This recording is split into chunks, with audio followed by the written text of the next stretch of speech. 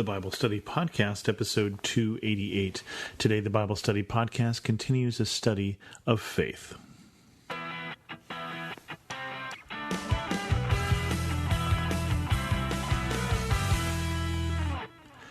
Welcome to the Bible Study Podcast. We continue the study of faith today by looking at the book of James, as I said we would last week.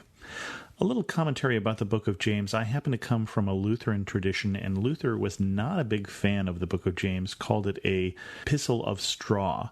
And the reason for that is he was in a fight, as you know, at the time with the Catholic Church about indulgencies. And the whole idea of, could you work your way to heaven, or did you rely upon the grace of God to get there? And I definitely come down, as Luther did, on the side of the grace of God, but I think he had the book of James wrong. Because as we look at these particular verses, and these are the verses that he had some trouble with, I don't want you to think of this as a verse about salvation, but so much as a verse about, if we have faith, then what? What good is our faith, and what are we supposed to do with it? James 2, verses 14 through 26. What good is it, my brothers and sisters, if someone claims to have faith but has no deeds? Can such faith save them? Suppose a brother or sister is without clothes and daily food. If one of you says to them, "Go in peace, keep warm and well fed," but does nothing about their physical needs, what good is it? In the same way, faith by itself, if not accompanied by action, is dead. But someone will say, "I have faith, I have deeds. Show me your faith without deeds, and I will show you my faith by my deeds. You believe that there is one God. Good. Even the demons believe that and shudder. You foolish person, do you want evidence that faith without deeds is useless? Was not our father Abraham considered righteous for what he did when he offered his son Isaac on the altar? You see that his faith and his actions were working together, and his faith was made complete by what he did. And the scripture was fulfilled that says, Abraham believed God, and it was credited to him as righteousness, and he was called God's friend. You see that a person is considered righteous by what they do, and not by faith alone. In the same way, was not even Rahab the prostitute considered righteous for what she did when she gave lodging to the spies and sent them off in a different direction? As the body without the spirit is dead, so faith without deeds is dead. And obviously Luther had some problem with that faith saving them in the first part, but I think the key of this one is the last verse, faith without deeds is dead. And we talked about that a little in the first two episodes as we talked about faith. It is my understanding that there's a difference between belief and faith. And this is definitely one of those passages that gives me that impression. As James says, you believe there's one God, good. Even the demons believe that and shudder. The demons know the presence of God. The demons are convinced with certainty about the presence of God, about the one true God. They are just disobedient. And so clearly faith alone, belief alone, rather, is not sufficient. But faith means something different than just believing. We looked at the verses last time about Abraham being disobedient and being told, why didn't you have faith? Why didn't you trust me? And I think similarly, if we take what God says at face value, if we believe what God says, and then we put it into practice, then I think that is where real faith is born. And so we look at that first set of verses there. If we have faith and no deeds, suppose a brother or sister is without clothes or daily food, you can say to them, keep warm and well fed. But if you don't do anything, they will neither keep warm nor be well fed. That our faith should be faith that calls us to action. Now, I think each of us has to decide the appropriate place to put our faith into action. But I was really challenged a few years back by the book Purpose-Driven Life by Rick Warren, and it talked about where is our mission and where is our ministry.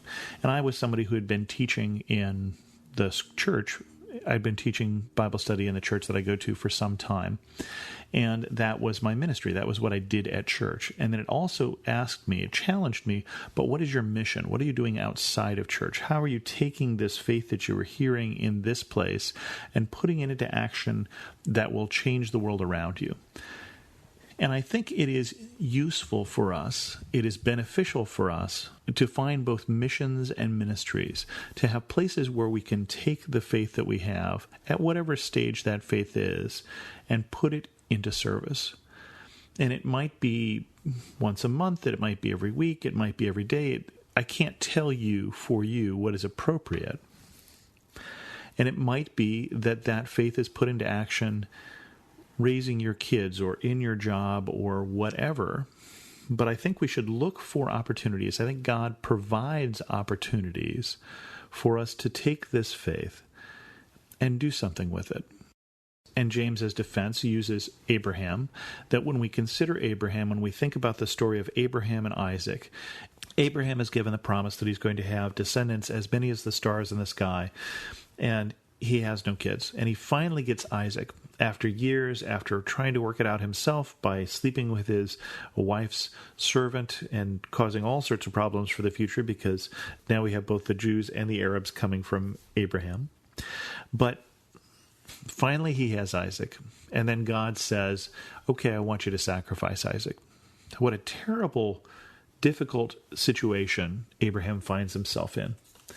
And yet Abraham believes in God. What he believed would happen, I don't know, but he was faithful to what God told him to do, with the understanding that God could raise Isaac from the dead, with the understanding that God would prevent him, whatever it was that he understood, or whatever he thought was going to happen, he understood that God was faithful. He understood that God had been faithful to him and that he was called to be faithful to God. And so he put his faith in action. And we talk about Abraham, we look at that action as part of the faith of Abraham.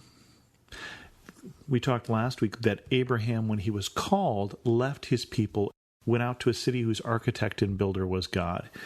An Abraham that just stays home and says, yes, I believe, is no Abraham at all. A Noah that just subscribes to a few magazines about ark building but doesn't pick up a hammer and saw drowns like everyone else. An Elijah who doesn't prophesy, a David who doesn't pick up a sling. All of those things are how we show the faith that is inside us. They're an external statement of an internal state. And that state is a reliance on God and a belief that the promises of God are faithful and worth relying on.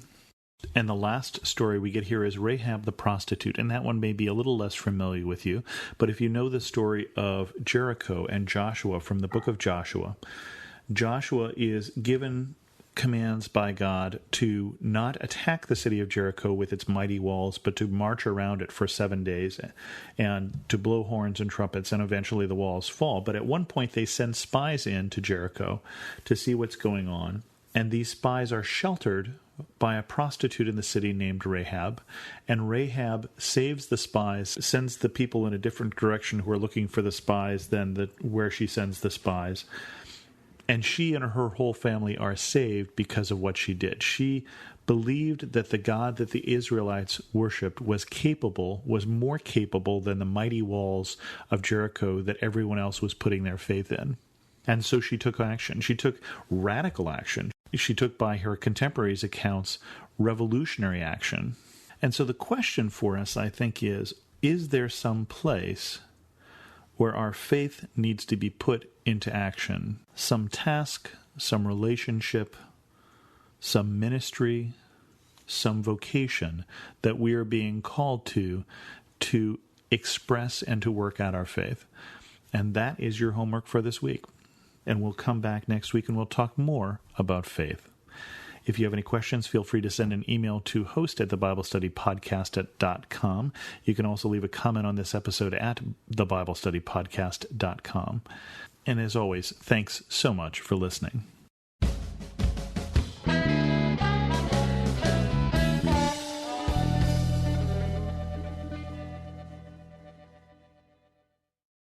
Many of us feel hurried, and did you know that being in a hurry is costing us more than we realize? Hi, I'm Jem Fadling, co-host of Unhurried Living, where my husband Alan and I help people learn to live and lead from fullness rather than on empty.